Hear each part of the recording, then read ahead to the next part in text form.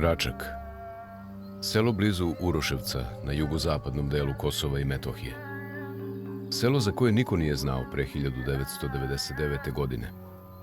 Selo koje posle 15. januara postaje sinonim masakra i stradanja civila. Račak je tada, kako se govorilo, bio povod za bombardovanje Jugoslavije. Za Albance je Račak bio nova Srebrenica. U Jugoslaviji se tvrdilo da je to legitimna antiteroristička akcija srpske policije u kojoj su ubijeni pripadnici UČK. A šta se tamo zaista desilo? Ko je i zašto stradao? Ovo je priča onih koji su 15. januara 1999. godine bili u Račku.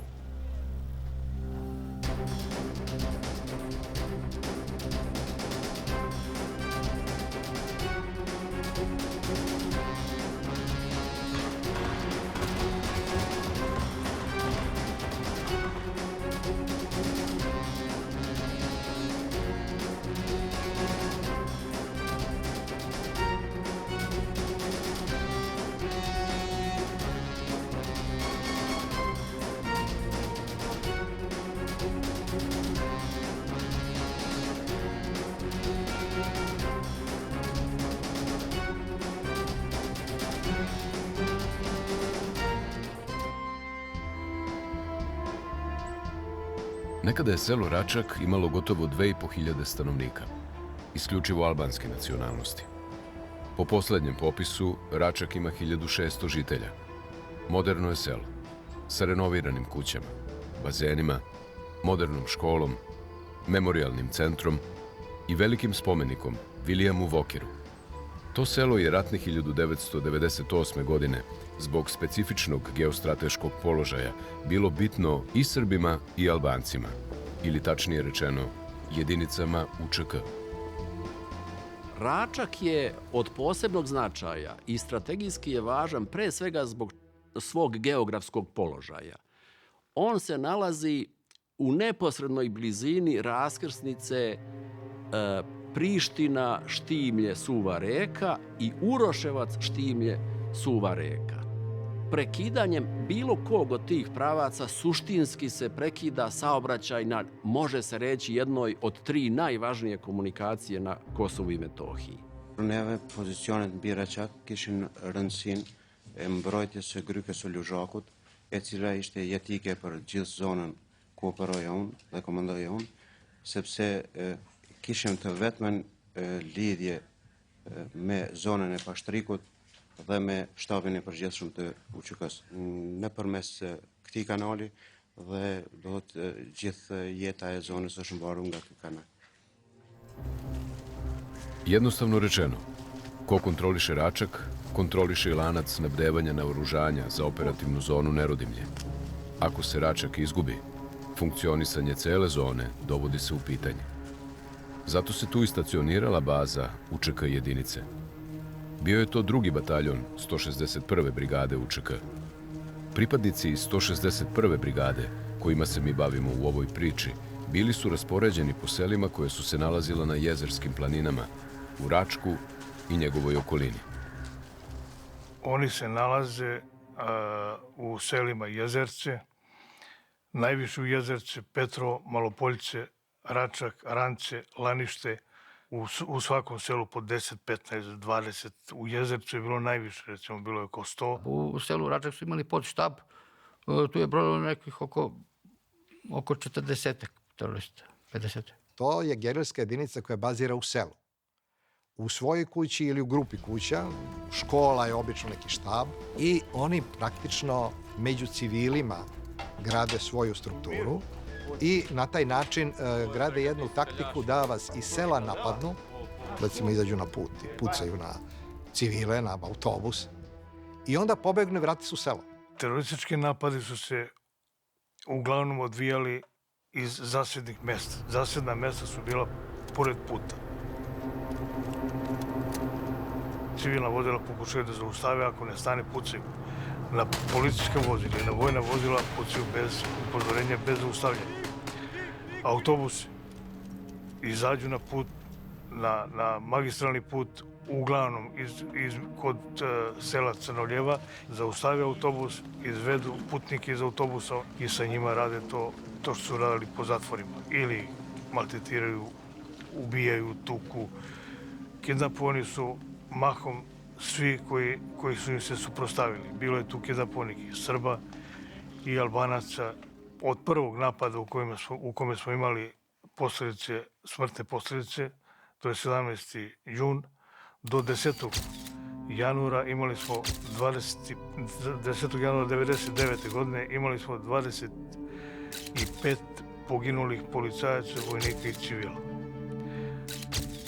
Oko 25 ranjenih, što lakše, što teže. Za sva ubistva i kidnapovanja i ranjavanja koje su počinjena na području opštine Štimlje i na delu puta između Štimlja i Uroševca, kriva je 161. brigada UČK, koja je bila pod komandom Šukri Buje. Koliko ste ljudi ubili u tim vojnim akcijama od marta do, kažete, do maja 98?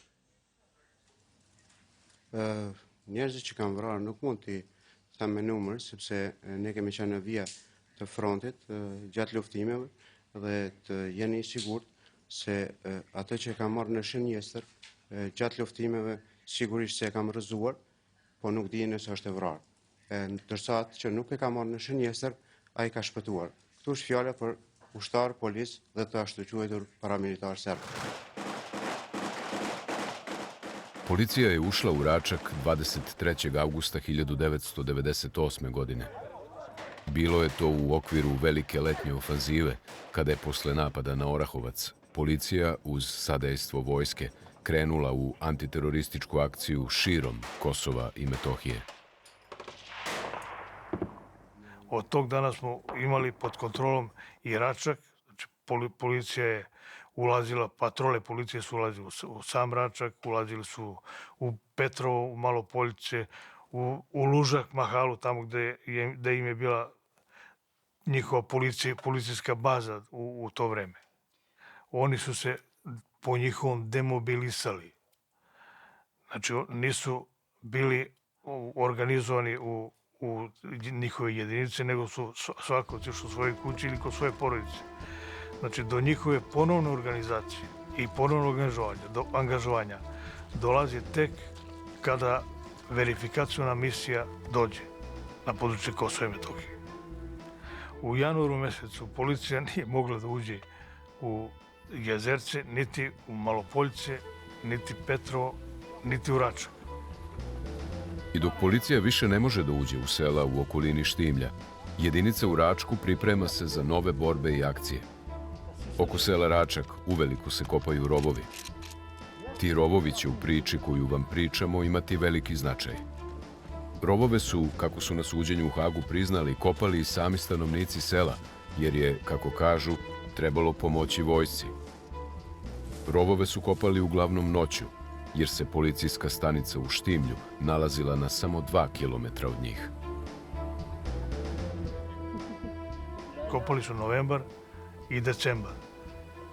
Dužina rovova je bila između 2 i 3 kilometra u svim pravcima. Znači, imalo je uz brdo sa strane najviše do ispod same Kršine, odnosno kote 786. Tako da su i rovovi koje su oni iskopali nisu napravljeni na prednjoj liniji prema magistralnom putu, jer odatle ne bi mogli da kontrolišu Račak, nego je to uradio neko ko je savršeno znao taktiku. Iskopali su na zadnjoj strani sela, na jednom dominantnom visu, koji je kontrolisao i Račak i magistralni put. Celo selo je bilo iskopano tranšejima koji su vodili od spavaona glavnog štaba direktno do stražarskih mesta i do rova koji su se nalazili iznad sela na brdu Kršine, gde je bilo najveće utvrđenje. Na vrhu tih rova bio je postavljen mitraljez 12.7, teški mitraljez 12.7 mm, sa kojim sa tog mesta su mogli da vide ceo Račak. Policija je te 1998. godine imala informacije da se u Račku kopaju rovovi. Znali su i ko je od meštana sela Račak bio pripadnik UČK, bar delimično. Ono što policija tada nije imala, a što mi danas putem društvenih mreža saznajemo, jesu fotografije pripadnika Račke jedinice. Iako je na suđenju, koje će događaj od 15. januara pokrenuti, komandant operativne zone Nerodimlje tvrdio kako je baš svaki pripadnik 161. brigade nosio uniformu, na autentičnim fotografijama nastalim u Račku i okolini, to se baš ne bi reklo. Na fotografijama se vidi da ima mnogo pripadnika UČK koji su bili obučeni u civilnu odeću, ali i da je u Račkoj jedinici bilo i žena. Njihove jedinice nisu, kao što sam rekao, formacijski, već su to civili koji imaju oružje. Oni otvore vatru, ako budu uočeni, oni bace naoružanje i beže. Nalazili smo sijaset tog naoružanja u reonima bačenih. To su uglavnom bili civili, naoružani. A naoružan civil je u stvari vojnik. Ako boravite u selu koje se nalazi na puškomet od prvog položaja vojske i policije, teško je da ćete hodati u uniformi.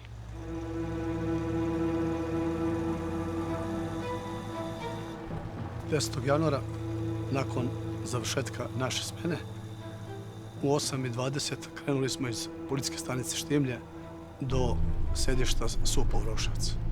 Ja sam upravljao vozilom, suvozač je bio policajac rezervnog sastava Živić, a iza suvozača sedao je policajac Pržić Svetislav. Naše raspoloženje u autu bilo fantastično. Kako je bilo sinoć? Super. Mogli bi da ponovimo opet, da? Može, sledeći vikend ja organizujem. Dolaskom u naseljeno mesto Slivovo, znači selo Slivovo, koje je otprilike na pola puta od Štimlja do Uroševca, samo odjednom smo začuli neko kako da kaže, kao da je led udarao, znači, u vozilo. Teroristički napad smo doživjeli, znači, ta grupa terorista je sa muslimanskog rodu. Znači, zakloni su im bili spomenici muslimanski, znači, u prvim možda redovima. I mi smo bili na samom putu, znači, meta smo im bili od 5, mislim, tako do 10 metara, znači, vozilo je bilo. Onda sam procenio da je najbolje da dam gas i da se što pre izvučemo. U napadu na policijski automobil u selu Slivovo poginuo je policajac Svetislav Pržić. Sedeo je na zadnjem sedištu službenog automobila. Imao je tada 32 godine. U ubistvu Pržića nije bilo neposredan povod za organizovanje antiterorističke akcije u Račku. Mi smo tu akciju planirali da izvedemo i ranije. Recimo 6. januara na Badnji dan ja sam uputio operativno potrebnu grupu da izvidi teren. Predložio je sledeće, pošto je napolje bila zima, sneg, da se obučemo u maškina bela odela i oko 22 časa krenemo put Štimlja. Momci su mi podneli izveštaj i napisali su da su ušli praktično do njihovog štaba, da su utvrdili gde su im bunkeri, gde su im zasedna mesta na ulazu u selo Račak i da nisu primećeni, da nisu viđeni, jer su bili maskirani. I dolazimo do zaključka da je na tom terenu figurira veća grupa terorista. I mi smo na osnovu tog izveštaja planirali da uradimo antiterorističku akciju i da sa njima raščistimo, da pohapsimo to što bi mogli da pohapsimo. Nije dobro. Pravi nam pakao. Napred. Pomaže Bog, načelniče. Bog pomogao. Dobro mi došli. Bolje vas našli. Izvolite, sedite. Održali smo sastanak, dogovorili se sve. Bogoljub Janićević je kao načelnik sekretarijata bio, da tako kažem, rukovodilac čitave akcije. Ja sam bio zadužen za borbeni deo, za operativno-poterne grupe i za policiju koja je učestvovala u toj akciji. Napravio sam plan i dobio odobrenje iz štaba za isti da se sprovede jedna akcija i da se one sposobe. Potrebni ste mi vi i vaše jedinice. Planom je predviđeno da se operativno-potrebna grupa od najviše 35 ljudi, jer veći broj ljudi bi nas dekonspirisao i bili bismo otkriveni. Uvuče iza njihovih položaja, uđu u njihove fortifikacijske objekte, u rovove, tranšeje i bunkere i da sačeka dalja naređenja, odnosno da sačeka da četa posebne jedinice krene u borbeni poredak i počne da hapsi teroriste. Planirano je da u akciji učestvuje 36 pripadnika operativno-potrebnih grupa. To su najbolji pripadnici policije, sastavljeni iz različitih gradova na Kosovu. U daljoj priči zvaćemo ih OPG. Oni bi u Račak trebalo da dođu teško prohodnim planinskim putem iz pravca sela Belince. Planirano je i da 106 pripadnika PJP, posebnih jedinica policije iz Uroševca, u Račak dođu frontalno, iz pravca Štimlja. Koncept je bio takav da kada PJP krene prema Račku, pretpostavljalo se da će teroristi pružiti otpor, ali da će, po osnovu iskustva koje smo s njima imali, krenuti u bekstvo, u pokušaj da se povuku prema planinama i prema okolnim selima. Upravo je to bila zamisao da kada oni krenu u povlačenje, a pritom ne znajući da je njihove pozicije iznad Račka preuzela također policija, da će upasti u zasedu i da će tom prilikom biti pohapšeni. Pukovniče, vi ćete mi trebati da u vašim objektima grupišemo ljude za polazak i logistiku. Uradit ćemo sve što je našoj moći. Vojska nam je trebala u tom momentu da bi nam eventualno, ako dođe do nepredviđenih situacija, da bude poginulih, ranjenih, da bi nam pomogli u izvlačenju tih ljudi. Znači, oni nisu imali aktivno učešće u čitavoj operaciji, to je bila čisto policijska akcija. Tu su rovovi. Tu nesposobimo stražare. Idemo dalje. Pukovniče. Na sastanku još već Lečić nam je rekao da po obavještajnim informacijama da već mjesec dana nema tu civila i da ima najmanje 80 pripadnika terorističke OVK koji su dobro naoružani i da su dobro obezbeđeni rovovima i tranšejima. Ostalo je 10 porodica. Oni se priključuju u takozvanu OVK i oni su aktivno učestvovali u tim poslovima. Oni su očekivali da ćemo mi tu da dođemo. Zato su i selili svo civilno stanovništvo i faktički Račak je bio pretvoren u njihov, evo to da nazovemo, bazu. Antiterorističku akciju smo trebali da izvedemo 13. januara. Dobili smo dojavu da smo provaljeni i da nas teroristi čekaju.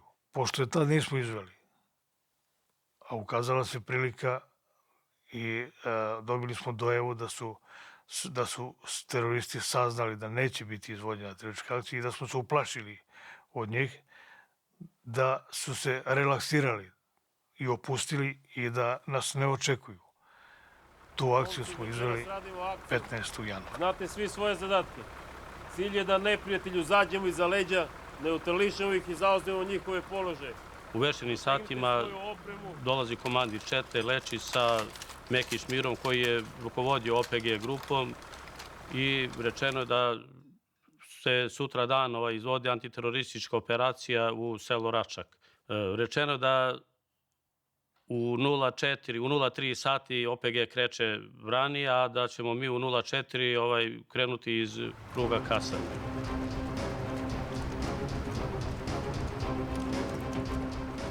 Sve se te noći odvija u apsolutnoj tajnosti. Pripadnici operativnih grupa iz različitih gradova Kosova i Metohije kreću iz kasarne u Uroševcu. Od ovog trenutka gledamo na sat i pratimo šta se toga jutra i dana dešavalo u Račku i okolini. Pa 15. je krenula akcija tako što su naši isplanirali da mi do blizu sela Račka odemo sa kamionima vojske. S obzirom da je tu bila blizu kasarna i da su oni imali svoje aktivnosti da svakodnevne s tim kamionima, tako da im to ne bi bilo sumljivo. I stigli smo na mesto gde smo se iskrcali u najstrožijoj tišini.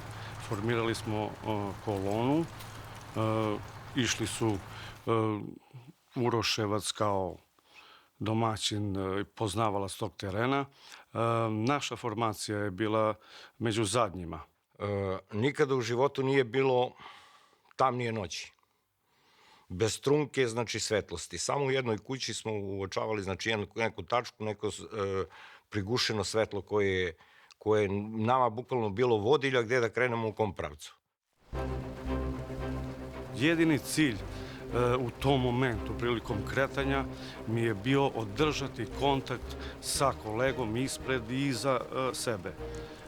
Jer ako bi prekinuo kolonu, pola formacije bi ostalo izgubljeno u mraku. Morali smo bukvalno se držimo za opasače da ne bi izgubili formaciju i da se ne bi ta formacija prekinula. Mi smo izabrali najteži mogući put kojim može da se dođe do tih položaja, a to je značilo da moramo da prođemo kroz njihovu teritoriju, gde nema ni jednog Srbina, gde nemamo nikakvo uporište. Znači, morali smo noću kroz potoke, kroz jaruge, u blizini tih sela. I jedan od problema koji nam je stvarao, koji smo tek posle videli, su bili psi koje su ljudi imali u svojim dvorištima i oni su počeli da laju. Međutim, mi smo uspeli policija je uspela da prođe taj deo i da dođemo do njihovih rovova koji su se nalazili, kao što sam rekao, sa suprotne strane sela.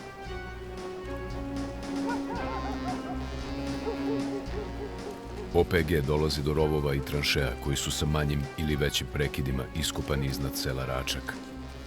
Pripadnici operativno poterenih grupa raspoređuju se u manje grupe. Njih 35 trebalo je da pokrije dužinu rovova od otprilike 3 kilometra. U jednom momentu smo se našli u rovovima. Onda je neko naredio da lagano ostajemo od pozadi jedan za drugim. Oni su nastavljali dalje, mi smo se tačkasto raspoređivali po rovovima i tu smo ostali do jutra. Na dogovorene pozicije dolaze i pripadnici posebnih jedinica policije. Raspoređuju se ispred Račka. Oni su po planu dolazili iz Uroševca, putem ka Štimlju i Račku. Mi kad smo prilazili selu nije se primetilo iz kuća iz dimnjaka da ima dima, čak nismo primetili da ima ni životinja. Sve do početka akcije to je bilo mirno i nisi mogao da primetiš ništa, da se neko kreće i vrlo malo svetla je bilo, jer tad nije bilo struje. Dakle, da nismo uočili do početka akcije, nismo uočavali ništa.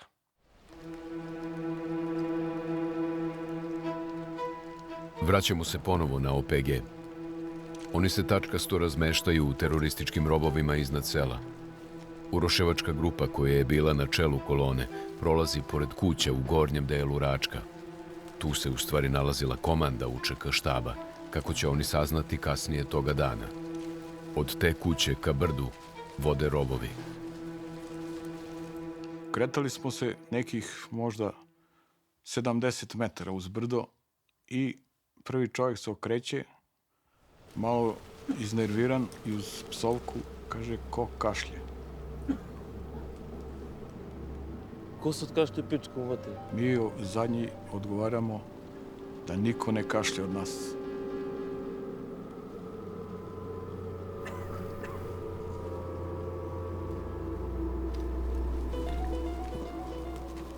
I prošli smo još nekih 5 metara i videli smo da je bunker šiptarski napravljen od balvana i prekriven zemljom.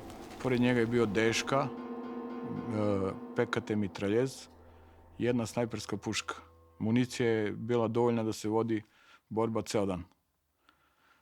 Prvi čovjek koji je sišao u tom momentu, šiptar stražar koji je tu bio zadužen, diže ono ćebe i ga lišava slobode.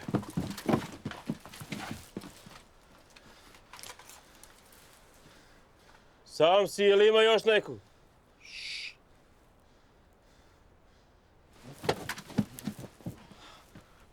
Čuješ šta te pitam? Ja, nog op tuig. Tien Roy. Oh, Sa je nek tu? Kurkuš. Mos Roy. Nuk roj. Vet jam. Nem shat janë plot. Sa?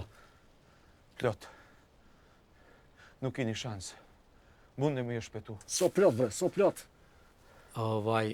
Dobili smo informacije od njega da u kući koju smo prošli dole, niže, da se nalazi jedna jača teroristička grupa, da nam je on rekao bolje vam je da me pustite, jer ako saznaju da ste ovde, živi odavde nećete izaći.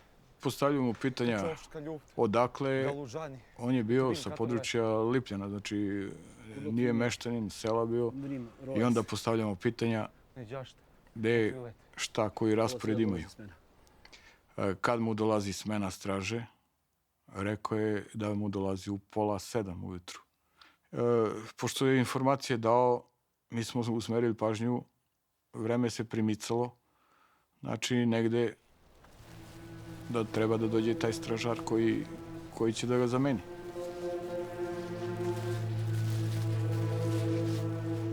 Grupa koja je bila dole u blizini kuće primećuje teroristu koji dolazi na stražu, koji nosi pušku preko ramena, znači imao je revnik na njoj.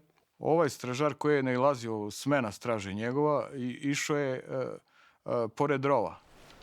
Naš zadnji čovjek odozdo ustaje na nekih 5 metara od njega. Nije smeo da ga lami, ali mimikom mu je pokazao da se preda. Međutim, ne želeći, poteže pušku. Nešto da uradi je hteo, ovaj puca u njega i lišava ga života.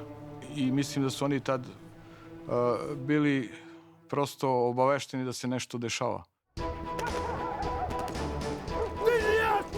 Prvi pucnji u Račku su ispaljeni. Teroristi trče ka rovovima i svojim ranije određenim pozicijama odbrane sela. U akciju sa druge strane sela kreće i PJP. Ja sam tog dana, 15. januara, u 6 sati bio u Štimlju, zajedno sa četom PJP, a u policijskoj stanici u Štimlju. Kad me je Lečić obavestio, komandir čete, kad me je obavestio da je razvio četu za nastupanje i za pretres terena, ja sam tražio od policijske stanice u Štimlju, od dežurnog, da odu i da pozovu verifikacionu misiju u Štimlju, jer su oni imali punkt u Štimlju. Javi verifikacioni komisiji da krećemo akciju. Da ih obaveste da planiramo da izvedemo terorističku akciju koja počinje u 7 sati. Njihova kancelarija je bila od tog mesta udaljena možda 150-200 metara. I oni su pre 7 bili na licu mesta. Verifikacionu misiju video sam oko 7:15 izjutra, dok sam se nalazio na brdu Čestica. Verifikatori su bili na brdu između Štimlja i Račka, na 2 pozicije, i mogli su da vide kompletno selo, svaku kuću.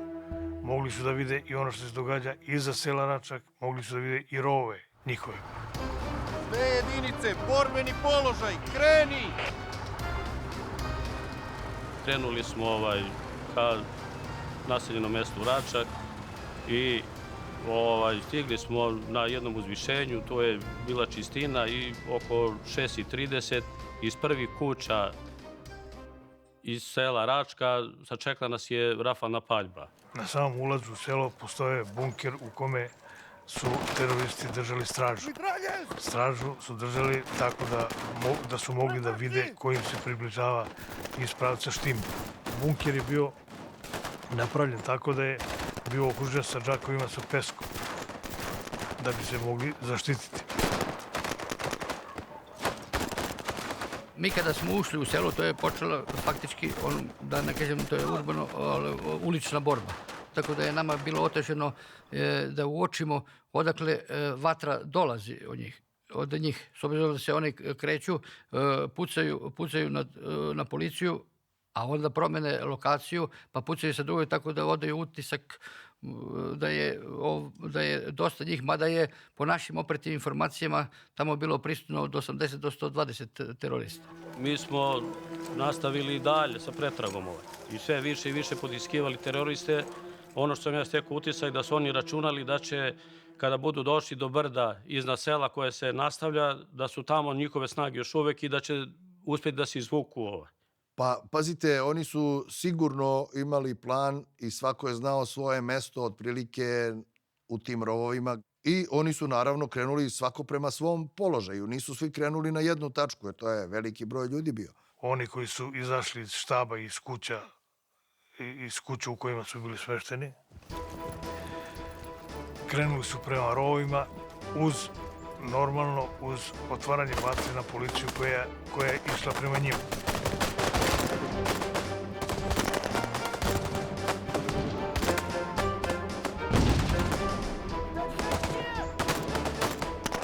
Znači, teroristi su se našli, faktički, žargonski rečeno, u sendviču.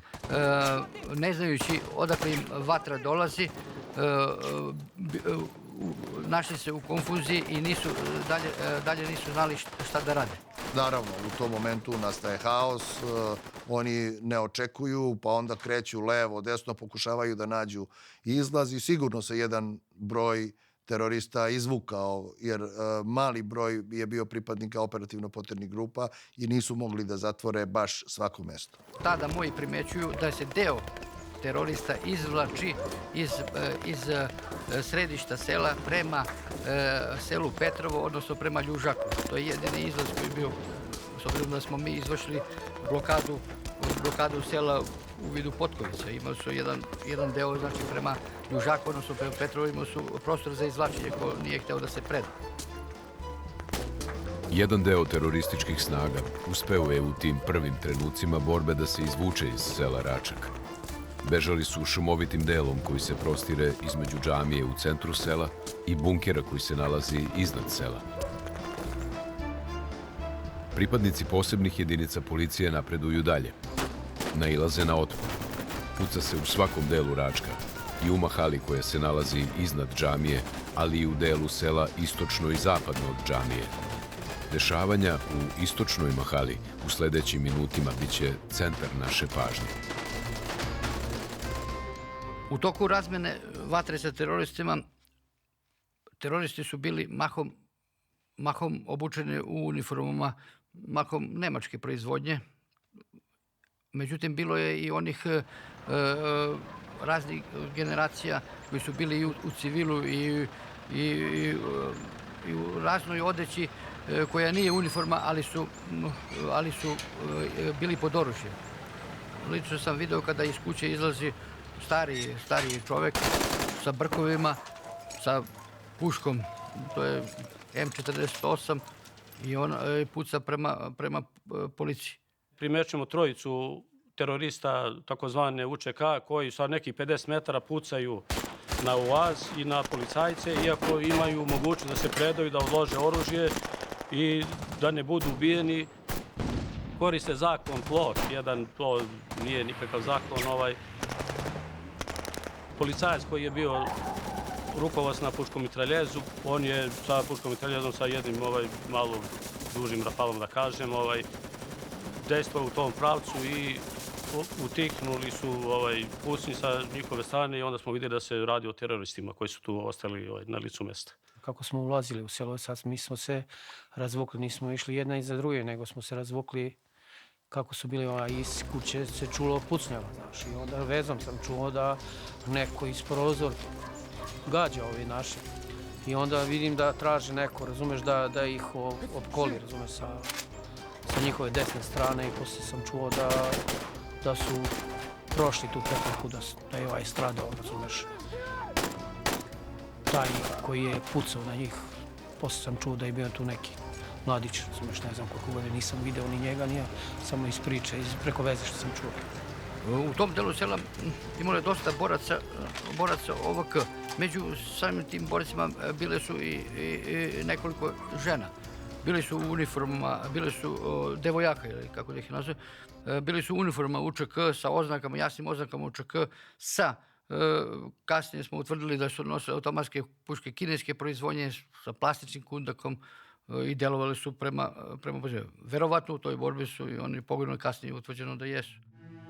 I iz ovog dela sela teroristi trče ka rovovima, samo što se njihovi rovovi ne nalaze na poziciji gde je centralni bunker, već na brdu preko puta bunkera koji Albanci nazivaju Babušit. Rovovi su tu bili kraći. Tranšeji nisu bili tako veliki kao što je to bio slučaj kod glavnog bunkera. Iz poslednjih kuća gde su se okupili, teroristi ka rovovima beže jarugom, šumskim putem koji ujedno može da bude i zaobilazni pravac povlačenja ka Rancu i Petrovu. Obratite pažnju na dešavanja u Jaruzi, jer će ta jaruga sutradan 16. januara postati mesto, kako je to William Walker rekao, masakra nad civilima. A šta se tamo u stvari dešavalo? Šta kažu oni koji su toga dana bili na brdu Babušit?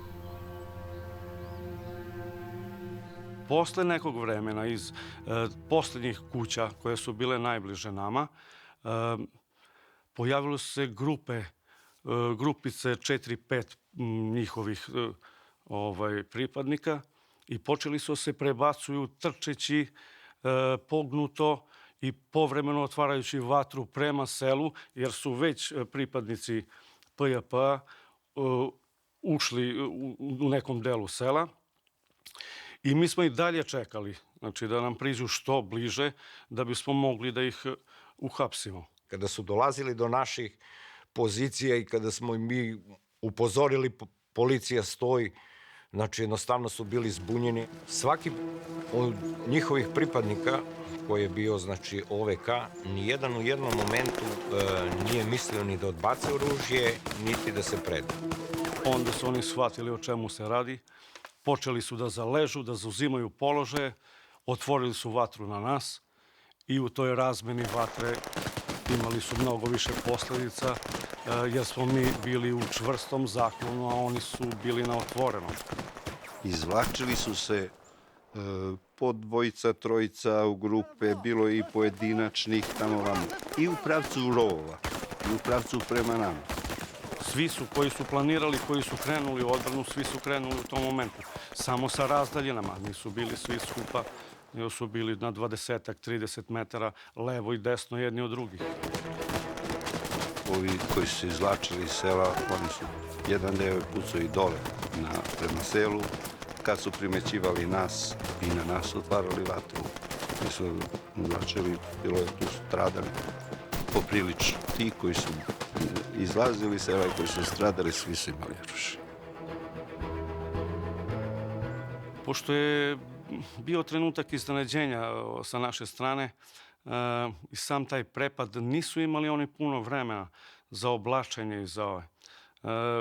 Obično su duboke cipele, trenerke donji dole, gore jakna, maskirna, neko ko je imao, uzeo je prsluk sa sobom, pušku, malo municije što je dohvatio i to.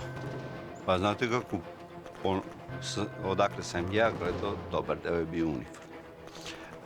Dobar deo je bio, da kažem, ajde sad u civilu, ali je dobar deo imao borbene prsluke na sebi.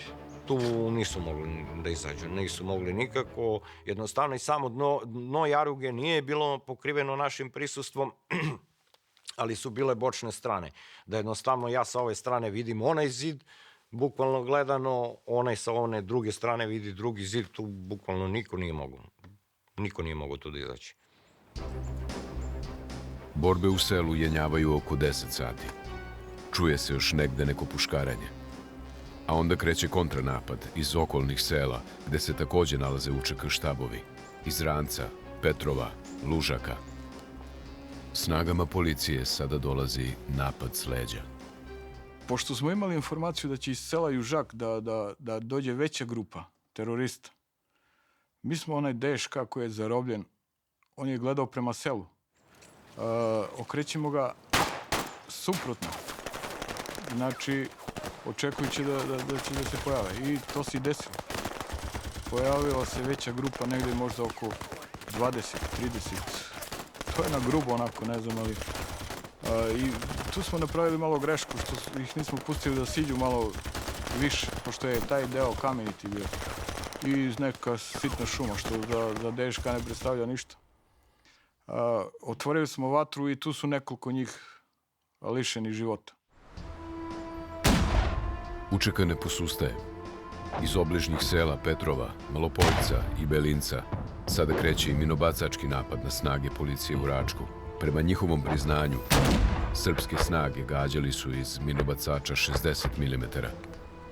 U događaje u Račku sada se uključuje i vojska Jugoslavije. Jedna praga je upotrebljena koja je bila iznad škole na svom položaju na zahtev MUP-a da otrpe jaku vatru iz sela Malopoljce. Ja sam odobrio komandiru te jedinice da potpali nekoliko rafala i da umiri tu minobacačku grupu. Ona grupa koja je došla iz pravca Suvirek je napala vojsku. Vojsku koja je bila stacionirana na Čanoviću brdu. I to isto minobacačima. Kad smo našli cilj, dok je nađe otkriven cilj i kad je cilj uočen, na njega otvorena vatra i posle par rafala iz Prage i Pama prestalo je sve. Nije više ni minobacačom gađano na položaje vojske. U tom trenutku, dok dejstvuje Praga na minobacačke položaje UČK, u selo Račak dolazi televizijska ekipa američke novinske agencije Associated Press. Na video snimku čuju se opaljenja iz artiljerijskog oružja vojske Jugoslavije. Selo je poprilično mrtvo bilo. Ja mislim da je jako malo dima se videlo iznad sela. Sve što se čulo i što se dešavalo se van sela i svi pucnji koji su dolazili su sa brda koje je sa druge strane sela. Policija je ulazila u dvorišta, ulazila u kuće. Nije to bilo nekog pretresa, to je onako površno bilo da se vidi da li ima nekoga. Vidi se, razvaljuju kapiju, gde su mogli da uđu, gde ne mogu razvaljaju vrata, uđu u dvorište. Nigde nikoga nije bilo. Tu na jednom, to se vidi na kameri, odnosno na snimku, našli su čoveka u kući. To je jedini čovjek koga sam ja faktički video. Pa ništa, obavljen je razgovor kratko sa njime, da li ima terorista u njegovom objektu gde boravi, da li ima žene, deca i ništa nije nešto posebno prema njemu preduzimano. Pošto nije nađeno oružje kod njega i mi smo nastavili dalje sa pretresanjem ostalih kuća. Tu, koliko se sećam, pošto je taj lokalni put bio prokopan više u Azom, nismo mogli dalje. Morali smo da peščice krenemo. Upravo u tom delu Račka, gde snage PJP nastavljaju dalje peške, u toj udolini između dva brda, nalazio se štab UČK. Oni su bili stacionirani u kućama na samom kraju sela, od kojih su dalje vodili rovovi. Iz tih kuća teroristi su u ranim jutarnjim satima jurili na položaje. Neki od njih su ubijeni, a neki su uspeli da se izvuku. U jednoj od tih kuća ostali su teroristi. Dolazi do okršaja naše grupe i grupe terorista. Na tom delu bilo je oko 7 terorista. Većina njih bila je obučena u uniformi. 90% njih jedino možda prvi terorista koji je nastradao kad smo krenuli prema kući bio u civilu. Radilo se o starijoj osobi, ali i moje pušku sa sobom. U toj grupi bio je Sadik Mujota. Sadik Mujota je bio jedan kriminalac koga je policija i u to vreme tražila. On je iz sela Malopoljce, ali je bio angažovan u Račku zajedno sa sinom i sa ćerkom.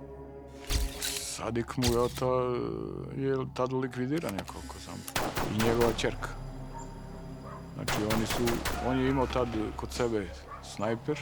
Puška je bila, da, lovačka, ali je bila namenjena za policiju. Da li je lovačka ili ne, to je bio karabin koji isto služi. Ćerka je, ja ne znam koliko godina je imala, ali 20-ak i nešto bila je sigurno. I ona je imala automatsku pušku kod sebe i to je to. Žena koja je izašla bila je u uniformi, gde su se jasno videle oznake terorističke organizacije. Na sebi je imala opasač, a na opasaču fotrolu sa pištoljem. Dejstvovala je po nama i od strane nas ili grupe koja je bila dole likvidirana. Sa Sadikom Mujotom ubijen je tada i Mehmed Mustafa, koji je bio vlasnik kuće u kojima se nalazio UČK štab. Bili su to poslednji pucnji toga jutra u Račku, ispaljeni negde između 11 i 12 sati. Otprilike tada nastaje i dragocen kadar Associated Pressa. Posmatračka misija OEPS-ova nije bila u selu, nije bila uz policiju, u selu, ali je bila na poziciji odakle je apsolutno sve mogla da vidi. U stvari, oni su verovatno mogli da vide bolje nego ja na prvoj poziciji na kojoj sam bio, jer su bili na koti koja je viša od pozicije na kojoj sam ja bio sa kamerom. Kad se sve izdešavalo posle toga, onda sam negde mi se učinilo da je to glavna stvar u tom čitavom snimku i da snimak sam po sebi nije ništa spektakularno. Oko 14 časova Nekić dobija poziv da se spusti dole u selu. Kupimo kompletno naoružanje, sanduke sa municijom i njihovom opremom koju su oni koristili i sneli dole u centar sela. Ali znam da smo pokupili ovaj DŠK, taj mitraljez i taj snajper. I usput svo naoružanje koje je bilo pokupljeno. Tad je tako rečeno, tako smo i postupili. O čemu se radi ne znam, ali najvjerojatnije da se očekivalo još žešći napad, jer bi se ovi organizovali i onda da izvučemo snage, isturen položaj i to je to. Bila je to prva greška koju je srpska policija uradila toga dana nakon završene antiterorističke akcije. Naoružanje je odneto pre nego što je uopšte započeo uviđaj, pre nego što je napravljena neka fotografija poginulog teroriste i oružja iz koga je pucao. Naoružanje je doneto u centar sela, kod džamije. Tada u Račak dolazi istražni sudija iz Prištine i započinje uviđaj. Znaš što? Ne, stavi ovo ovako i raširi. Danica je počela sa uviđajem. U jednom momentu, negde oko, ja mislim da je bilo 15 do 3, momci koji su bili sa Mirom Mekićem silaze sa brda i nose oduzeto oružje na ramenima, kao štapove, po 5-6, kako go je mogu da dograbi. Ja mislim da su se čak oni vraćali da to pokupe i otišao je jedan džip u koji su to utovarili i dovezli. I onda je tu na licu mesta to poređeno samo uz neki zid pored neke kuće, da se popiše, da istražni organi odrade što treba da odrade. Mi smo to slikali. I to je bilo to. Tu je, da vam kažem, pronađena tona oružja, raznovrsnog naoružanja, od automatske puške, od ručnih bacača, sanduke sa raznom municijom. Služilo je kao dokaz u pravcu posle i drugih činjenica koje smo utvrđivali da su to u pitanju teroristi, a ne civili. Naoružanje je doneto iz bunkera, iz štaba UČK i iz ostalih delova sela. Iz Jaruge pripadnici OPG iz Prištine, kako kažu, nisu uzimali oružje od poginulih terorista. Mi smo prošli donjim delom Jaruge. Imalo je naoružanja kod tih, znači, pripadnika koji su bili, kako su bili tu. Oružje nismo uzimali. Bukvalno mi se nismo ni zadržavali pored njih. Znači, to je bukvalno u hodu što smo primetili, sišli smo u selu. Vrlo brzo već dolaze naša vozila koja nisu bila s nama i mi se udaljavamo iz sela. To je već bilo, znači, pošto je to zimski period, mrak rano pada, ne znam da li smo možda oko 3 da smo, najkasnije oko 3 časa da smo krenuli. I još dok smo mi tu bili, posebne jedinice policije su bile, znači, u reonu sela Račak. A onda nastaje greška broj 2. Pripadnici operativno-poternih grupa napuštaju rovove koje su, sećate se, zauzeli tokom ranih jutarnjih časova, a niko u te rovove od naših snaga ponovo ne ulazi. Rovovi i bunker, te dominantne tačke Račka, ostaju prazni. Policijske snage ne ulaze u njih, iako znamo da se u selima nadomak Račka nalaze na desetine UČK terorista. Mi smo odradili taj deo posla, a resto je bilo da neko drugi nastavi. Pošto ipak mi smo od 2:30, pa nisam siguran koje je vreme bilo, a zima je, mraz, tako da smo se povukli. To je bilo određen jedan vod policije koji nije iz redova PJP, koji se bio stacioniran u Štimlju. To je trebao pokojnik Bogoljub da odradi. A ne ja nisam nije mogu. UČK teroristi iz okolnih sela koriste novonastalu situaciju i još više se približavaju Račku. I kad smo odradili ovu istražnu radnju vezano za identifikaciju oružja, onda policajac koji je mi bio vodič i on kaže, sudija, sad kaže da krenemo put rovova gde smo mi, kaže, bili, da vidite dalje šta se može neposredno zapaziti. I samo što smo krenuli da idemo uz brdo, otvorena je vatra iz svih pravaca na nas. I onda po predlogu policije sudija kaže, rizično je da idemo dalje, kaže, bolje da se vratimo dok smo još živi. I tako smo i uradili. U međuvremenu počinju opet granatiranje od strane terorista iz pravca Ljužaka, odnosno Petrova, granatiranje prema nama, odnosno prema tu u centralnom delu gde se nalazila i uviđena ekipa. Pa negde oko 15 sati, pošto dejstva su neprestalno stizala iz okolnih sela, radio stanicom pozvao je Lečić Milan i rekao je da istražni sudija smatra da nije bezbedno da se vrši uviđaj, da padaju granate i da možemo da planiramo i pripremimo jedinicu za povratak u bazu.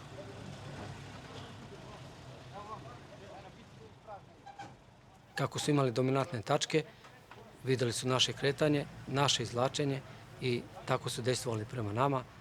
Mi smo pod vatrom između 15:30 i 16 sati, znači nešto pre 16 sati napustili selo Račak. Ja moram priznam, te pucnjave jeste bilo, ali smo mi bili i u mnogo gorim pucnjavama. Malo mi je ostao onako loš ukus u ustima posle te čitave stvari. Ja mislim da je tu moglo da se to završi onako kako bi trebalo da se uredi, da se ispoštuju sve procedure, da se uredi uviđaj i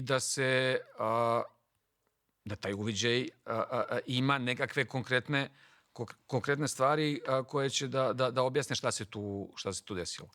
I ima mnogo propusta. Ali kad se vi nalazite u jednoj rupi, u selu, i sa brda iznad vas počne se puca, jel vi možda razmišljate o tome da ostanete i da se borite i dalje ili se povlačite i pružate na neki način otpor? Ne možete sigurno. Pa nažalost u jednoj ovakvoj akciji i od takvog značaja i perfektno izvedenoj napravljen je propust policije. Ja sam policajac, tako da odgovornost pripada na sve pripadnike Ministarstva unutrašnjih poslova. Policija po planu koji smo mi imali kada zauzme to, kada dođe istražni sudija koji je rukovodilac istražnih radnji i daje naređenje policiji šta će da radi, policija je trebala da ostane da obezbedi lice mesta. 1 dan, 2 dana, 5 dana, dok se uviđaj ne završi. I došlo je do nesporazuma između mene, ekipe za uviđaj, ČTPJP i operativno potrebne grupe. Taj nesporazum je prouzrokovao to što se dogodilo posle toga. I pošto je to januar, 4 sata, 16 časova je već mrak. Ja tražim sada i dobijam generala Rođu Đorđevića, koji je valjda u Štimlju, mislim, da ga nađem. Nađem ga tu i on mi kaže da je akcija izvedena, da mi imamo samo jednog ranjenog, da je veliki broj terorista stradao, on nema tačan uvid u veliki broj i da će se nastavkom da je započet uviđaj, ali da je zbog mraka uviđaj prekinut i da će se sutradan nastaviti uviđaj. I ja tada po inerciji postavljam ispada ključno pitanje, nisam tada ni znao da je ključno. Pitam ko je sad tamo. U Račku je sada UČK. Dolaze do kuće u kojima je bio smešten UČK štab i odnose leševe ubijenih vojnika. Odneto je telo Sadika Mujote, njegove ćerke Hanum Šahe, ali i Mehmeta Mustafe. Oni su te večeri odneli, kako je u Hagu svedočio Šukri Buja, komandant operativne zone Nerodimlje, 9 do 10 tela UČK vojnika koji su sahranjeni na groblju u susednom selu Malopoljce. Međutim, zanimljivo je da sa lokacija gde je evidentno bilo borbe i gde su se po njihovom priznanju nalazili vojnici, nisu odneli sva tela. Tako je, između ostalih, tu ostavljeno telo brata Mehmeta Mustafe, 65-godišnjeg Ahmeta. Kasnije su za njega tvrdili da je ubijen kao nedužni civil. Fotografija koju smo pronašli na društvenim mrežama govori nešto sasvim drugo. Ovdje ga vidimo sa puškom, u društvu sa bratom Mehmetom, Sadikom Mujotom i ostalim UČK vojnicima. Ne može se reći da je civil. U Račak te večeri, osim UČK, dolaze i predstavnici verifikacione misije OEBS-a. Nalaze samo nekoliko tela u selu. Ranjene odvode u bolnicu u Uroševac. Te iste večeri, u selu Petrovo, sastaju se i sa lokalnim liderima UČK. A onda osvanuje novi dan. I sasvim nova slika dešavanja u Račku. Razdvajanje muškaraca i žena. Masakr civila. Nova Srebrenica. Vađenje očiju. Odsecanje glave. Bile su to reči koje su u svim svetskim medijima odzvanjale tog januarskog dana. Pa iz onoga što smo sutra dan videli, znači kada je ušao Voker sa tim kamermanima i sa onim teroristima koji su bili obučeni u civilna odela, ali svi naoružani, shvatili smo da su oni narušili lice mesta. I shvatili smo da po položajima tela nisu mogli da ostanu takvi. Pa smo imali, ne znam, one poginule koji su bili u civilnom odelu, da leži na leđima, da mu je ruka podignuta i visi u vazduhu, pa smo imali da je pogođen u glavu, a da mu je kapa ostala na glavi. Ono što se vidi na snimku, znači oni su sklanjali tela, ova druga su tela koja su im verovatno odgovarala, sakupljali na jednoj, znači kao jedno na drugo telo. I najvećim delom su bili uniformisani, ili delimično, ili kompletno, što se na ovim snimcima posle one slike da se vidi i Voker i tamo vamo ne vidi uopšte to. Znači, bilo je tu tela koja sam ja viđao kad sam silazio dozgo prema selu, koja su možda i 30 i 40 metara razdaljine jedno od drugih. Bilo je i gde su dva tela možda na 5-6 metara jedan od drugih, ali je tu veliko prostranstvo gde sam ja primetio stradale. Tu nije bilo ono što smo videli kasnije na televiziji, znači to tako nije moglo. Prvo, mi nismo tako raspoređeni bili svi na jednom mestu da bismo sačekali njih da svi sa jednog mesta dejstvuju, nego smo mi celom dužinom ovih tranšeja bili raspoređeni i otvarali smo vatru svaki na svom pravcu. Znači, nisu oni bili samo u Jaruzi, bilo je i u Jaruzi, ali su bili i pored Jaruge i možda na 10 metara i dalje od Jaruge.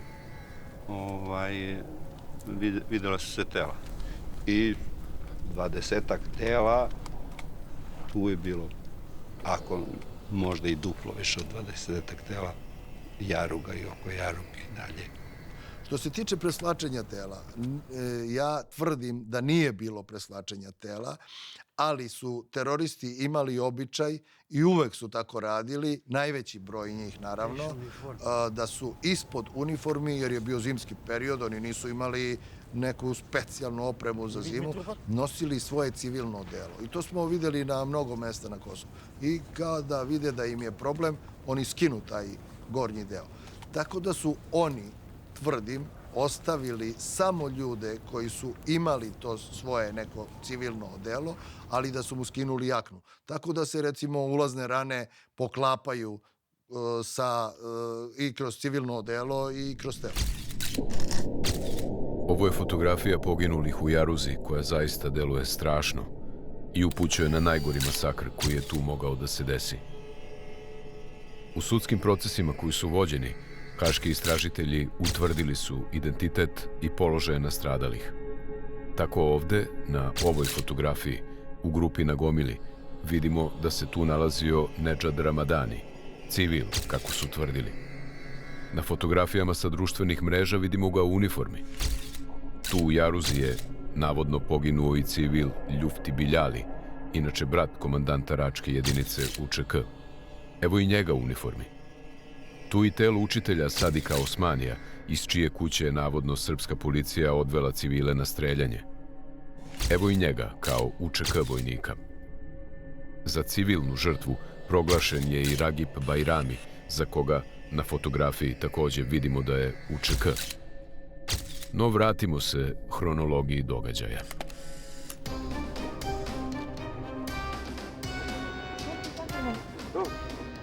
A gde ćemo? Pa idemo, nastavljamo put za selo Račak da bi izvršili uviđaj na licu mesta. Policija 16. i 17. januara na sve načine pokušava da završi ono što 15. nije završeno, da započeti uviđaj privede kraju. Račak ponovo drže teroristi i pucaju na policijske snage koje prilaze selu. Taj dan 17. kad smo krenuli u selo, na pola puta kad su otvorili vatru na nas, stali smo i onda tu u vozilu koje smo bili, ja i profesor Dobričanin, tu smo se malo zaklonili dok je policija odgovarala na vatru da nas zaštiti. Se puca to, momci? Pošto nismo mogli dalje, od tog, tamo gde smo stali, vratili smo se nazad u Štimlje. Kad se vratili, ja sam pozvao štab i tražio sam da se uključi 124. brigada PJP cela da bi se moglo obezbediti lice mesta da se uviđaj konačno završi. Jer smo imali informacije da su pokupili samo poginule teroriste, da su ih stavili da su većina u džamiji i da pripremaju sahranu. U toj drugoj akciji je bio jedan produžetak te akcije, jer se tražilo od nas da krenemo prema tim njihovim štabovima koji su se nalazili u već pomenutim selima Petrovo, Lužak, Rance. I naravno mi smo morali tada da angažujemo i dodatne snage, gde je bilo, ja mislim, oko 400-500 pripadnika jačine jednog odreda, ali sada sa tehnikom, sa minobacačima, sa svom opremom koju su oni imali, jer smo znali da ulazimo faktički u težu situaciju nego što je bio ovaj izolovani samo događaj. Bilo je borbi, međutim intenzitet nije bio tih borbi isti kao što je bio 15. Tako da smo mi već u prepodnevnim časovima uspjeli da dođemo do džamije, to je neki centar sela. Pre toga su sve one grupe koje su dobile zadatak bile na svojim pozicijama i stvoreni su preduslovi da bezbednost koliko toliko bude na nekom nivou da može da se dovrši posao koji je započet 15. U džamiji policija pronalazi 40 tela stradalih 15. januara. Među leševima je i telo jedne 22-godišnje žene i 14-godišnjeg mladića koji je stradao sa ocem i bratom od strica. Snimali su sve što sam videla ja, snimali su i oni i videli. Odmah sam krim tehnici dala nalog da obeleže brojevima svaki leš koji smo pronašli i tada, pošto je bio sa mnom i profesor Dobričanin, ja profesor Dobričan kažem, profesore, vidite, pogledajte vizuelno svaki leš, pogledajte u predelu glave da vidimo da li ima tragova masakra, kako je to predstavljeno u javnosti. I stvarno, ja mislim da negdje ima snimak gdje profesor Dobričanin sve otvara, gleda i onda na kraj, glasno i jasno, pred svima, kaže, sudje ovdje, kaže, tragova masakra nema. Sem na jednog leša je bilo neke promjene na glavi, ali je profesor to objasnio da je to u pitanju, prenoćio je taj leš, bilo na otvoreno i da su možda neke životinje, ptice, štali naneli ta oštećenja na predelu glave. Pronađeno je 40 leševa. We have found 45 corpses. Svi ovi leševi će biti prebačeni u Prištini na Institutu za sudsku medicinu. Manipulacije sa brojem leševa počele su već tada, kao što smo upravo čuli u prevodu prevodioca albanske nacionalnosti. I dok je istražni sudija Danica Marinković rekla da je u džamiji pronađeno 40 leševa, predstavnicima verifikacione misije prevedeno je da je nađeno 45 tela. Ali idemo dalje sa pričom. Verifikatori zajedno sa istražnim sudijom obilaze toga dana rovove, bunker iznad sela, ali i kuću u kojoj se nalazio UČK štab. Tačno se videlo da je tu veća grupacija, zato što i vamo i u prostoriji gdje se spremalo hranu, bila je velika prostorija, mnogo stolica, bili su džakovi sa brašnom i sad kad smo ušli u toj kući u jednoj prostoriji, pronašli smo isto tu oružje, pronašli smo rance sa ručnim bombama, uniforme, bila je mašina za kucanje, bila je sveska gdje su vodili evidenciju ko je kad dežuran, ko je bio bolestan.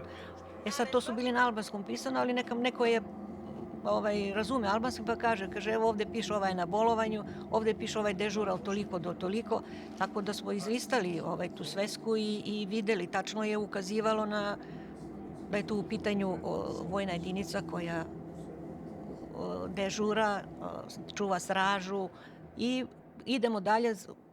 Kako smo se kretali put rovova su nas odveli do gore, do brda, gore brda, to brdo Vis.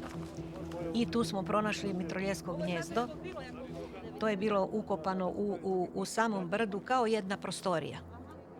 A od tog brda naniže tačno jedan pogled štimlje i pogled put koji ide Štimlje prema Prizrenu, tačno ovako na tacnu ste vidio, tamo može da se gađa u bilo kom pravcu u tom delu.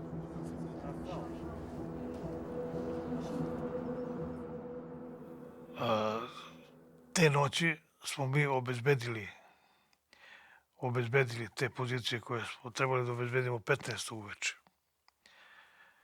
I sutradan smo nastavili kretanje po planu, po operativnom planu, da bismo im presekli komunikaciju Petrovo-Lanište u selu Lužak. Mekić je bio na čelu kolone i još 3 pripadnika koji su se izdvojili sa njime da izvide situaciju. U jednom momentu nailaze na 2 šiptara teroriste pored rova. Otvorili su vatru na njih i lišili ih života. Međutim, tog momenta kreće pucnjava žestoko sa svih strana. Tako da nismo znali tačno ni odakle se puca, ni ko puca. I u jednom momentu dolazi jedan od njih trojice i kaže pogodili su Mekića. I sad je bio problem, pošto moramo da se izvlačimo, ušli smo u žestoku vatru, da njega izvučemo. U tom trenutku čujemo za pomaganje Mekića, gde ja kasnije organizujem njegovo izvlačenje. Nekako smo se probili kroz ono šipražje, pošto je tu šipražje bilo. Dođemo nas trojica do njega. Videlo se da je totalno bled. Istino ću vam reći da u tom trenutku i onom metežu ne znam odakle se stvorilo šatorsko krilo. Mi Mekića uzimamo, stavljamo ga u to šatorsko krilo i povlačimo se dole prema pozicijama, odnosno prema bunkeru, prema rovima, selu i tako dalje.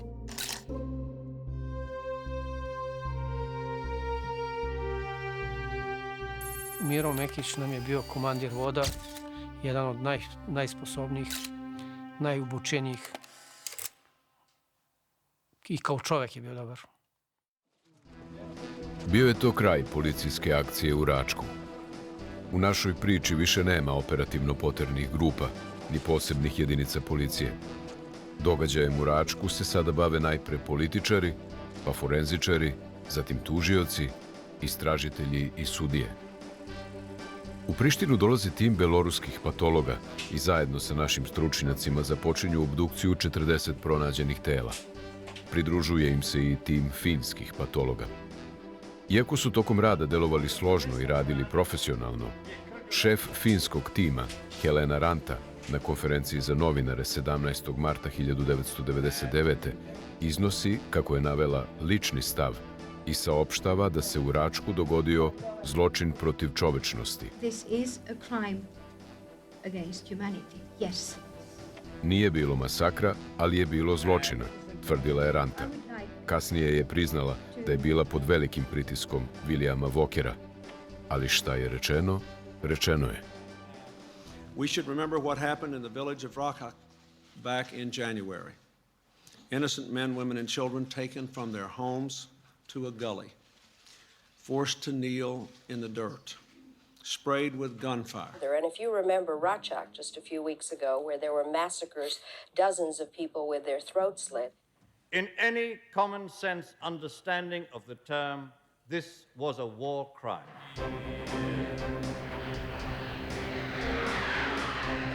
Usledilo je bombardovanje Savezne Republike Jugoslavije. Kao povod često se spominjao Račak. Podignuta je i haška optužnica protiv tadašnjeg predsjednika Jugoslavije Slobodana Miloševića. Prva tačka optužnice bila je, naravno, Račak. I šta danas, posle 23 godine i posle toliko saslušanih svedoka i eksperata, znamo o ovom događaju? Kakav je odgovor na kraju u Haškoj sudnici donela forenzika? Onda je pravljena jedna ekspertiza koju je radio Francuz Bakar, koji je pravio razlike između nalaza finskih stručnjaka i naših i beloruskih stručnjaka i razlike nisu bitne. Oni su bili saglasni u tome da nije bilo nikakvih povreda, dakle nikakvih dokaza o nekim batinama, o fizičkim zlostavljanjima, već da je isključivi uzrok smrti i povređivanje kod pokojnika bilo prouzrokovano vatrenim oružjem. Jedan dobar broj, oko 151 povreda je nanešena, to je ulazne rane su se nalazile na zadnjoj strani tela. I to je sada bio jedan znak surovosti ili na neki način egzekucije ovih ljudi koji su stradali u Račku. Međutim, ako se zna kako se Račak desio, i ako ljudi koji su učestvovali u tome pričaju da je to bila takozvana izraelska zamka u kome su upali pripadnici oružanih formacija OVK i da su ti ljudi u toj zamci bili opkoljeni, onda je besmisleno postavljati pitanje ili tražiti odgovor ili na neki drugi način objašnjavati zašto su ulazni otvori iz pravca leđa. Da li su, kako su tvrdili opet neki iz tužilaštva, da li su im prislanjane cevi uz lice, glavu, pa onda ispaljivani projektili? Tu su također eksperti bili saglasni, samo u jednom slučaju nisu, da nije bilo ispaljivanja projektila iz neposredne blizine, već da je bilo sa udaljenosti koja je prilično velika.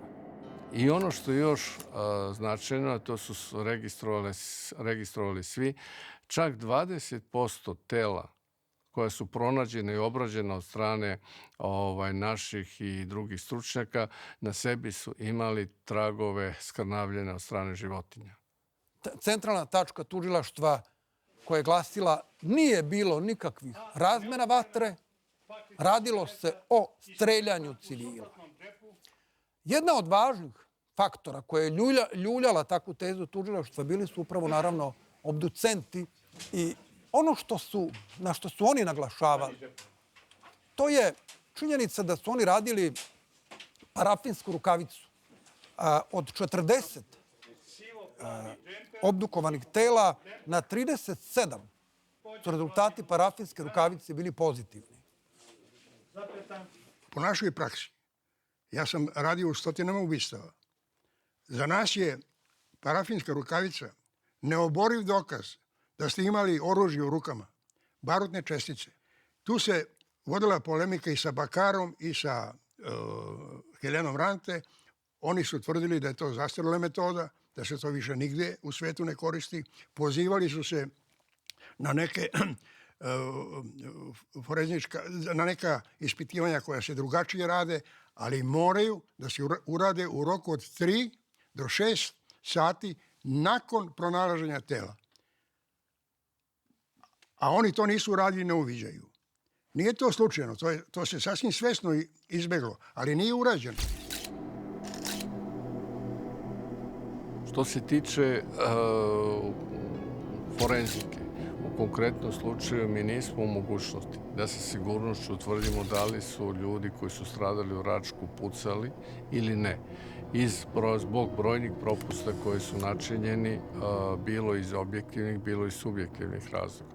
Objektivni razlozi su vezani za boravak leševa na otvorenom prostoru, za manipulaciju leševima od strane ovlaštenih i neovlaštenih lica, za skrnavljanje leševa od strane životinja i kao takvi, zbog svih ovih propusta, nije moguće sa sigurnošću tvrditi da li su ovi ljudi pucali ili ne. Iz ugla krivičnog procesnog prava, istraga u vezi sa Račkom, istraga od strane domaćih organa, istraga od strane međunarodnih organa gonjenja, ipak nije bila zaokružena na način da bi mogla dati pred sudsko veće kvalitetne i pouzdane dokaze o tome šta se zapravo tamo dešavalo. I taj veštak Bakar je rekao da on ne može apsolutno ništa da utvrdi u odnosu na okolnosti pod kojima su ljudi stradali, a pogotovo da li su stradali tu na tom mestu ili su stradali negde u borbama, u brdima okolo. On je rekao da o tome ne može da govori ništa, jer on nema ni najosnovnijih podatka sa lica mesta, sem što ima te fotografije na kojima se vide ljudi koji su izgubili život.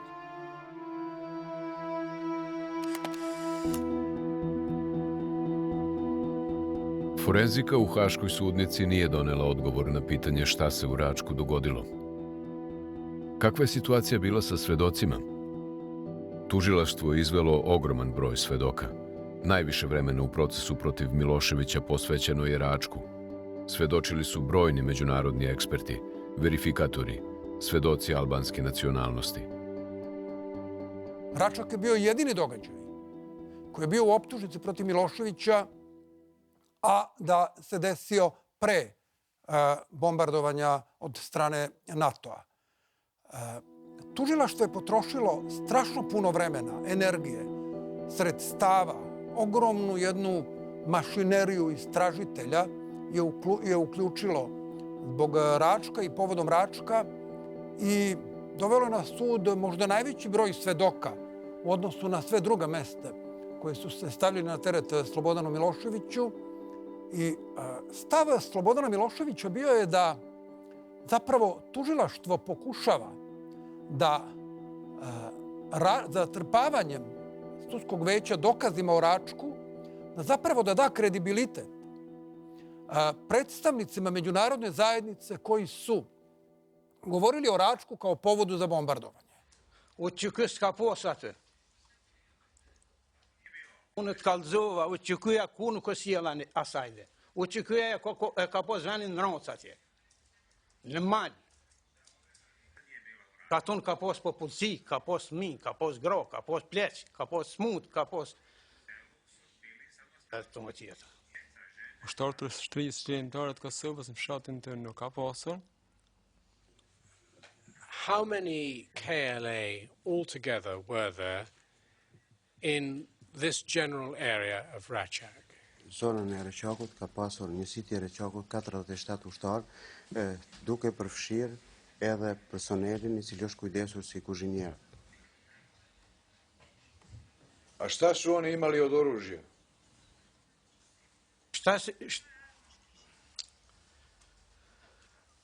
Po orme që shka nuk bojnë heq.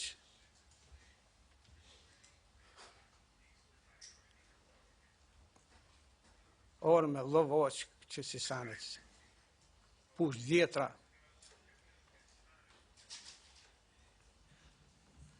What did the soldiers have available? What weapons did they have available to them in January 1999? Kishin pushka automatike, kishin mitralez 7.9, mitralez të kalibrit 12.7 mm, kishin minahelz 60 mm, dhe pushkë M48.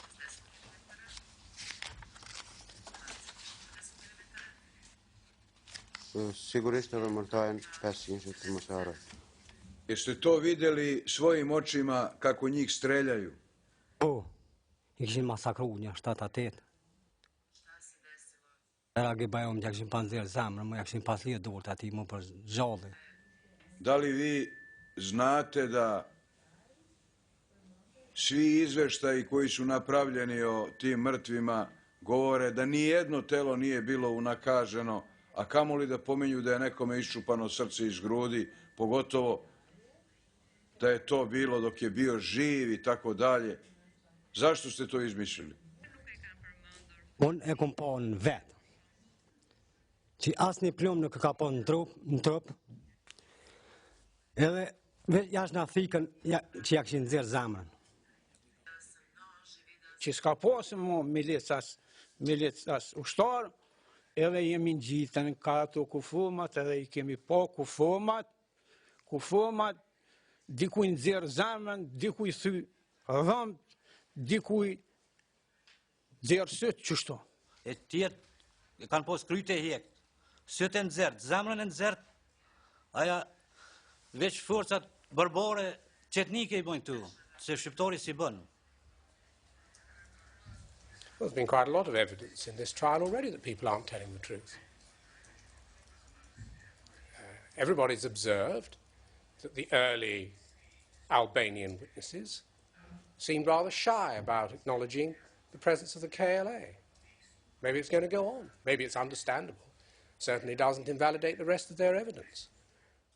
I kada sve to nekako saberete, te dokaze koje je tužilaštvo izvelo i dokaze koje je odbrana prezentovala sudskom veću, ja sam mišljenja da je Milošević ostao živ, da on ne bi bio osuđen za Račak. Jeste, Slobodan Milošević je preminuo, sudski proces se nije završio, ali se optužnica u odnosu na Račak totalno raspala još za vreme trajanja sudskog postupka i to čak u onom delu dok je tužilac izvodio svoje dokaze.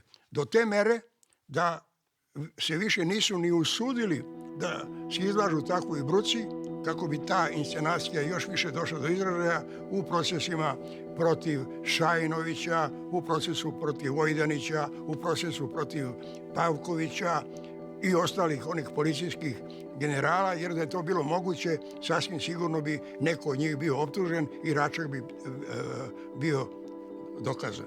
Sad mi očekujemo da će se predmet pojaviti i u našem slučaju. Međutim, sudija koji vodi proces traži od tužioca da izdvoji slučaj Račak i slučaj zatvora u Istoku, stradanja i jednom i drugom, jer je to očigledno druga priroda sukoba i formulacija sudije je da to što se dogodilo u Račku, to ne spada očigledno u kategoriju zločina progona sa ciljem da se progoni albansko stanovništvo i zato to nije predmet suđenja u Hagu i zato se, znači, posle u mom slučaju više ne pojavljuje i da samo pomenem i to da je u presudi mojoj, iako smo mi optuženi od 1. januara 1999. govori da prve žrtve, civilne žrtve koje Hag podvodi pod svoju tezu o progonu, dešavaju 25. marta. Znači, tek nakon što počne bombardovanje. Tokom suđenja Miloševiću dokazano je da je u Račku ubijeno 40 osoba, a ne 45, kako je tužilaštvo u optužnici navelo. Imena 40 poginulih 15. januara nalaze se i na spomeniku u Račku. Oni su tu i sahranjeni. 9 do 10 UČK vojnika, čija su tela iste večeri odnesena, sahranjeni su u susednom selu. Jedna osoba se po tvrdnjama Albanaca vodi kao nestala. U pitanju je starija žena, čiji su muž i dever poginuli u Račku, a čiji je sin bio UČK vojnik, kao što se vidi na ovoj fotografiji nastaloj 16. januara. 40 tela nađeno je i u džamiji. Do greške u broju poginulih došlo je tako što su stanovnici Račka 4 žrtve prijavili tužilaštvu pod različitim prezimenima. Ipak, u presudi policijskom generalu Vlastimiru Đorđeviću ponovo se pominje 45 ubijenih civila u Račku. U presudi generalu Đorđeviću, koliko se ja sećam, je naveden Račak, ali ne u tačkama optužbe, nego u jednom prethodnom delu koji govori o događajima na teritoriji Kosova koji su se dešavali i 98. i 99. godine i tu se pominje Račak na identičan način kako je bilo i Miloševićevoj optužnici. Ali ponavljam, ne kao tačka, kao baza zločina koja je bila podložna dokazivanju. Račak iz 1999. godine i Vasa Miskin iz maja 1992. godine nikada nisu dobili epilog na sudu iz prostog razloga što su jedan i drugi događaj bili takve prirode da se pokazalo da su montaža i inscenacija. I tako za događaje u Račku pred Međunarodnim sudom u Hagu niko nije osuđen. Jedina presuda za događaj od 15. januara 1999. godine doneta je 2002. godine u Prištini. Osuđen je pripadnik policije Uroševac, koji je u avgustu 1999. uhapšen u Štimlju. To je bilo za 15. januar 1999. godine za selo Račak, gde ja uopšte nisam bio, međutim, to za njih nije ni važilo. 15. sam bio na terenu, u stvari na položaju koji smo mi držali tada, jedno 7 km udaljeno od Račka. Što se tiče nekih dokaza koje sam ja nabavljao iz moje stanice gde sam bio raspoređen i šta sam radio, to za njih nije važilo na suđenju, jer navodno po njima SUP Uroševac ne postoji dole. Svedoke nisam smeo da zovem jer bi bili pored mene uhapšeni, a ne da svedoče. Vidio sam situaciju koja je bila, jer u početku je bilo pokaz prsta, ti si gotov. Bez obzira da li si uradio nešto ili nisi. Nisam mogao da verujem, a u stvari, kad se je pročitana presuda, ja nisam znao šta me je snašlo, jednostavno mislio sam da je to ipak neka šala i dalje. Jer znam da nisam uradio, da sam bio nevin. Ali je to palo u vodu nakon dolaska u zatvor. Tek onda sam bio svestan da je 15 godine mnogo.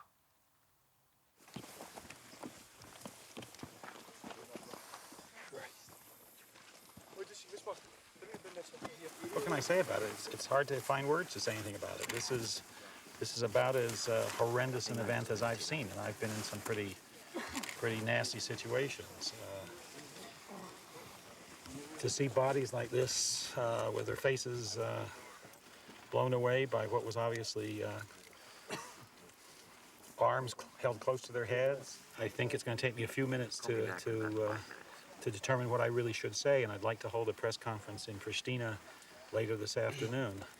From what I personally saw, I do not hesitate to describe the event as a massacre, obviously a crime very much against humanity. Račak je bio osnov na kojem se gradilo i oblikovalo javno mnjenje, pre svega u svetu, o srpskim snagama koji ubijaju civile. Pre bilo kakve procesne radnje, pre bilo kakve dokazne radnje, pre bilo kakve kriminalističko-tehničke radnje, mi smo čuli vrednovanje o tom događaju od strane Vilijama Vokera, koji je ušao u Račak pre bilo kog istražnog organa, domaćeg ili međunarodnog, i koji je proglasio Račak, odnosno obavestio svet o tome da se radi o strašnom zločinu i ubijanju civila. Meni je samo malo žao što se više stavlja akcenat na to šta je bilo posle, nego zbog čega smo mi ušli. Mi smo ušli u akciju i u svaku akciju na Kosovu zbog toga što su teroristi okupirali naš deo teritorije, što su ubijali ljude, što su otimali ljude, što su ih masakrirali. To je poenta čitave priče zbog čega je policija i vojska otišla na Kosovo i Metohiju. Stvoren je utisak da sledi bombardovanje zbog Račka, a bombardovanje nije zbog Račka, nego zbog onog što se traži dan danas, znači zbog strateške odluke za ovladavanje tim prostorom od strane NATO-a. Vidi se u Rambujeu. Prvo, znači to je sad posle 20 dana posle Račka, a ne 2 godine. Znači 20 dana posle Račka u Rambujeu se Račak ne pominje. I onda se zapravo nameće jedan zaključak. Nije Srbija bombardovana zbog Račka, kako su to oni rekli, već protivpravan čin bombardovanja je bio zbog protivpravnog oduzimanja dela teritorije Srbije.